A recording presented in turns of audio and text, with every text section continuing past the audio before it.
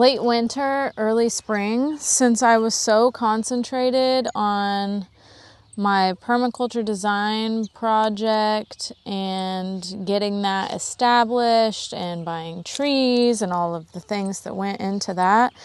I knew that I was going to take it easier this year as far as business ventures go. And that means less really of everything. I'm not doing the CSA this year. I am doing the farmer's market, but I'm not going to put the stress on myself because, why? So I'm really having a late start to flowers, as in I haven't planted anything yet, and it's almost June. But you know what? It is what it is. I'm just very thankful right now for perennials and volunteers, because that is the only way that I have flowers currently. This massive patch of bachelor button volunteered. Hallelujah. So thankful. I have some agrostemma or corncockle that volunteered. So thankful. We have peonies, and I need to get my button gear and plant some dahlias and zinnias, but I just haven't. And it's just, this year is just going to be what it is.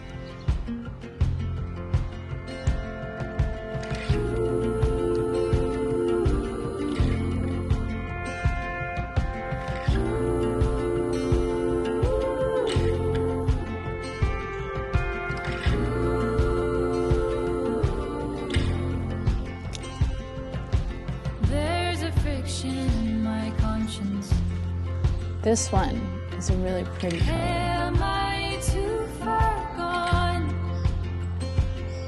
Does the good mean there must be something more? Look at these cutie little purple ones. Of course, there's only one plant of that rich maroon.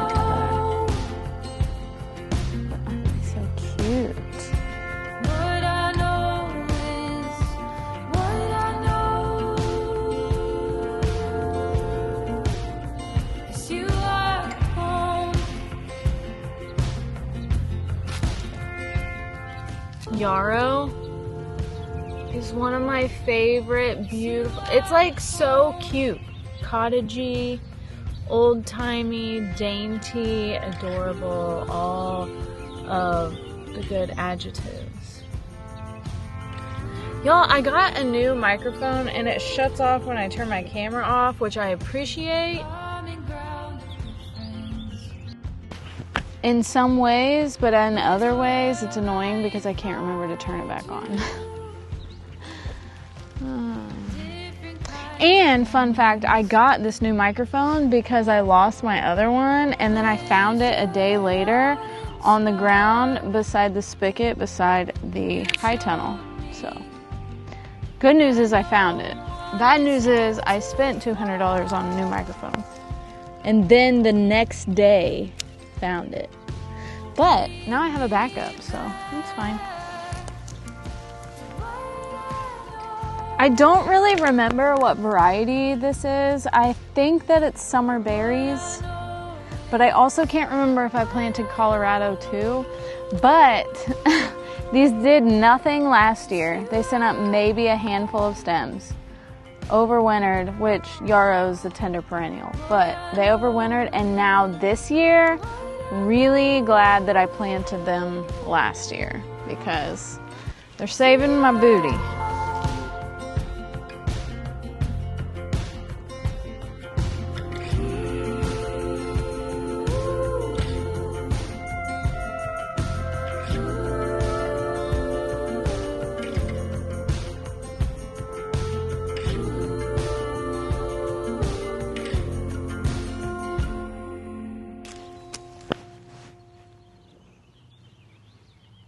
Beautiful.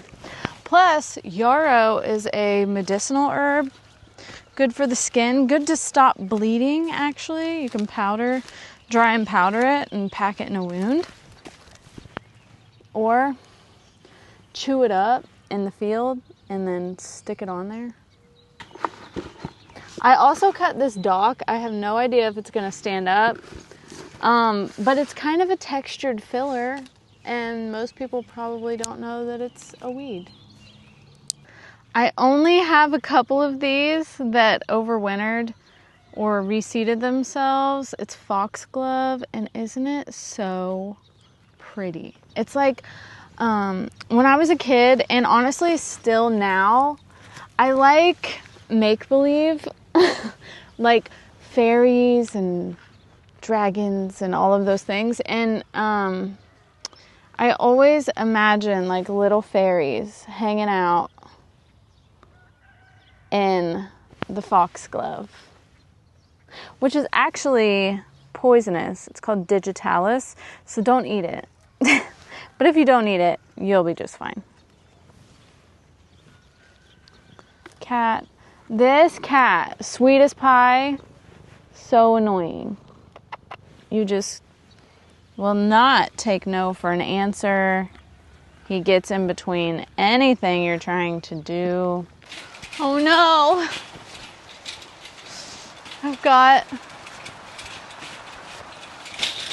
Gonna have to ditch him.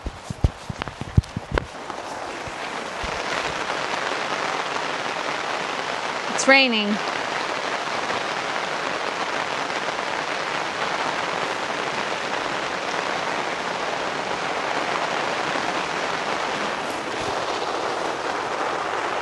Well, I guess I'll take this time that I'm stuck out here because my camera can't get wet, and I'll weed a little bit because I need to.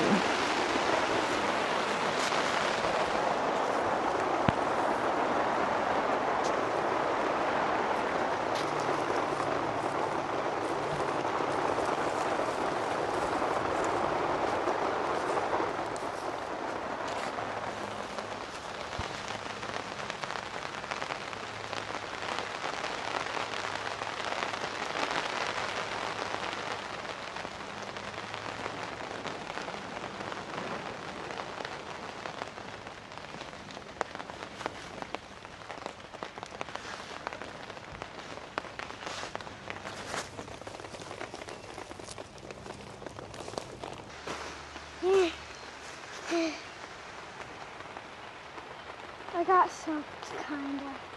Did you come to help me? No, Dad sent me to bring that.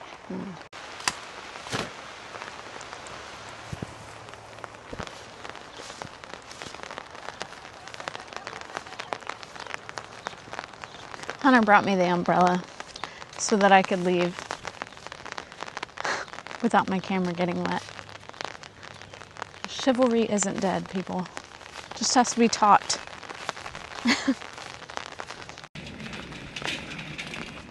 Please don't dump.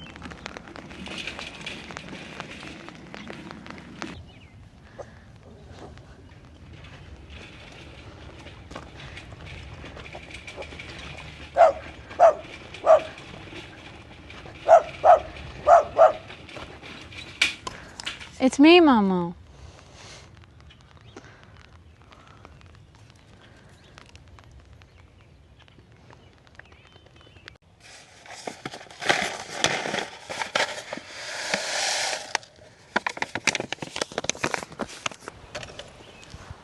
I want to know why I need a sweatshirt. I don't necessarily need a sweatshirt, but why I'm comfortable in a sweatshirt, and tomorrow is June 1st. Riddle me that. Anyway, I'm back in the garden today, shocker, and I'm going to be seeding my sweet corn because as a lifetime Midwesterner, there's nothing better on an August day than sweet corn on the grill, or honestly raw corn. Sweet corn done right, so good. So I think what my game plan is because I keep going back and forth. I'm running out of time to do everything ideally the way that I want it, so I think I'll just have to compromise and just do a little at a time throughout the season. So what I'm going to do now, I'm going to seed this directly into bare soil. And then once the plants come up a little bit, I'm going to use the hiller on the back of the tractor to form the beds and hill up the sides, thus weeding it and covering up weeds that germinate in the bed. Because I'm running out of time. And to do it the way that I want to takes too much time. So we'll see if I come to regret that decision or not. But I saw this old man on Instagram do it, so why can't I? But that reminds me, I've got to set this depth. I've got ye old Earthway cedar set to about the right depth. Honestly, this cedar drives me crazy more than it works, but fingers crossed it works today. I'm going to seed 2 per bed, if that means anything to anybody. Let's see. Are you dropping the corn? So far, no droppage, so. Some winter critter, like a mouse or a squirrel, really messed up my cedar because it curves and like I can't even stick anything up there. But there's a big chunk of something stuck inside of this.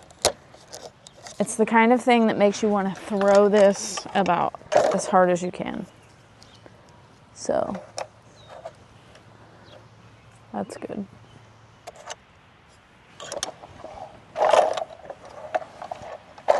Haha! This is what was stuck. Sunflower seeds and dirt.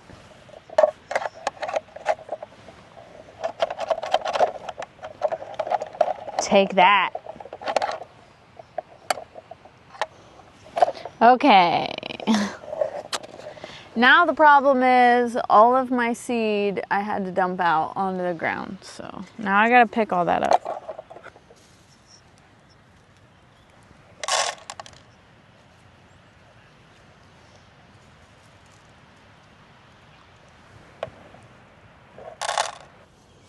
Okay, after a couple minor inconveniences, I'm ready to go. Maybe. Okay.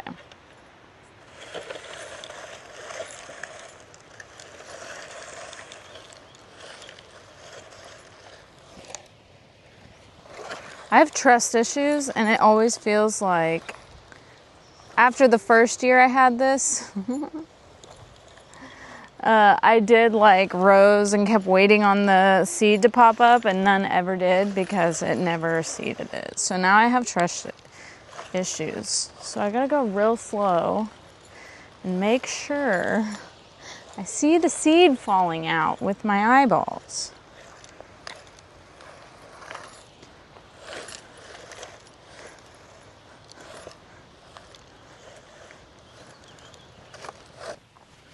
I put in these arches 2 years ago because I have dreams of having beautiful squash and pumpkin arching over where you can walk through. It's beautiful. It was for 1 year. And then last year I never did the cardboard and mulch again because you kind of have to do it every year. So it's getting taken over by weeds, but that's okay because we're ripping them out and everyone's evicted. Except for a handful of plants that live here perennially. I have this lovage that I brought back from my trip to the Central Rocky Mountain Permaculture Institute in 23. She's going to seed now. It's huge, it's massive, it smells really lovely. I have my stash of red raspberries, ever growing, and a goji berry that I brought back from the same trip, and then 2 grapevines. Everything else, and a whole entire row of strawberries. Everything else is getting the boot 1 bit at a time. So today, I'm laying new cardboard and I'm planting directly into it and mulching on top. because it works great. The problem is I have to leave in about 20 minutes for a child's birthday party. And so I'm going to try to do this in a speed round, if you will, because I want to and I need to, you know?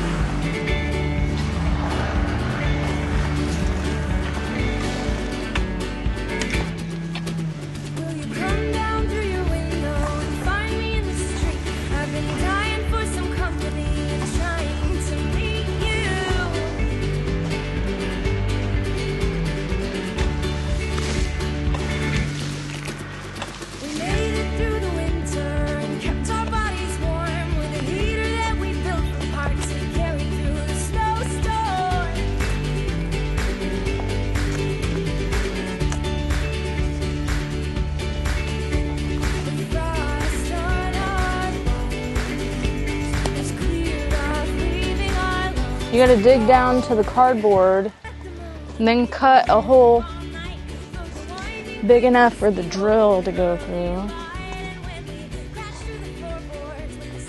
Drill that hole. Drill a hole.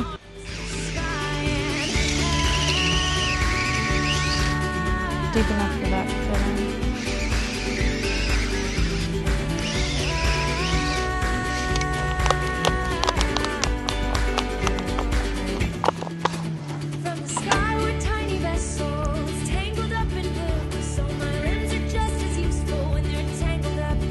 Because squash bugs are so bad in my area, I like to plant varieties, which I still try to grow regular squash, and I still do, but they definitely die before the end of the season.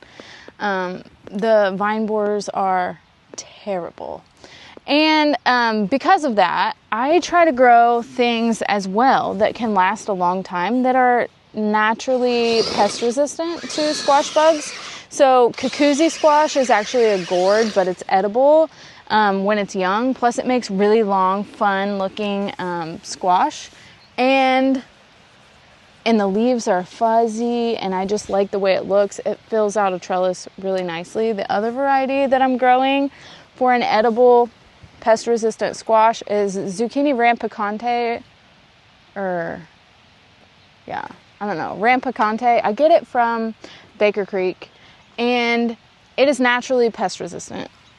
But the fun thing about the rampicante squash is that you can eat it small and young like a summer squash, and if you let it mature on the plant, it will form a hard skin and a flesh on the inside that's like winter squash. So that one's double duty. And I'm trying a new vining summer squash, which sounds really fun. I think I got the seeds from Baker Creek, possibly. I think it's called Odessa. And it looks like a spaghetti squash, but it's not on the inside. It's just like a zucchini on the inside.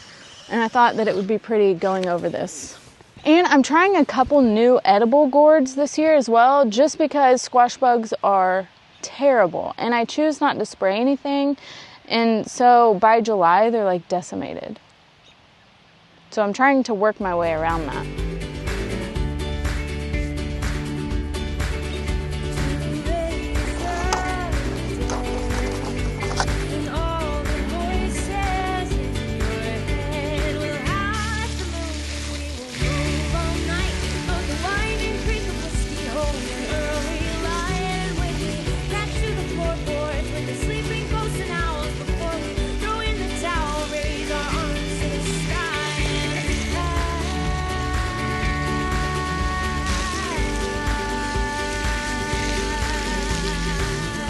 Yeah.